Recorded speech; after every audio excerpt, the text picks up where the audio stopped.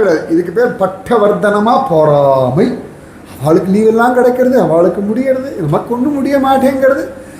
என்ன பண்ணுறது? எல்லாம் என் தலையெழுத்து. எங்கேயாவது பிரம்மா வந்து தலையெழுத்து சொன்னார், உனக்கு இந்த ஜென்மாவில் யாத்திரை கிடையாது, நீ எங்கும் போகக்கூடாது, உனக்கு பாத்தியதை இல்லை, ஏதானு சொல்லிட்டாருன்னா ரைட் ட்ரா பண்ணிடலாம். சுவாமி அந்த மாதிரிலாம் யாருக்குமே சொல்கிறது கிடையாது. ஆசைப்படுறது நம்மக்கிட்ட இருக்குது. அவர்களுக்கு கிடைக்கிறது கிடைக்கல, எனக்கு இது வேணும்னு கேட்கலாமே. இப்போ குழந்தைகிட்ட என்ன சொல்லுவோம்? அவனுக்கு சாக்லேட் கொடுத்தியா, அது வேறு, உனக்கு சாக்லேட் வேணும்னா கேளு, அவனுக்கு கொடுத்தேன் நீ பேசாது, உனக்கு என்ன வேணுமோ கேளு. இதே தான் சுவாமிகிட்டையும், அவளுக்கெல்லாம் கொடுக்குறேன்னா உனக்கு என்ன வேணுமோ அதை கேளு. அதை விட்டுட்டு நான் அவளுக்கு கொடுத்தேன் கொடுக்கலேன்றது it's none of your business. உனக்கு என்ன வேணுமோ அதை நீ கேளு. ஸோ எப்பொழுதுமே பக்தி பிரார்த்தனையில் நீங்கள் ஃபோக்கஸ் பண்ண வேண்டியது, நான் எனக்கு வேண்டியதை கேட்குறேன்னா, எனக்கு என்ன வேணும், உங்களுக்கு என்ன வேணும் கிளாரிட்டி உங்களுக்கு இருந்தால் அது கிடச்சிடும்.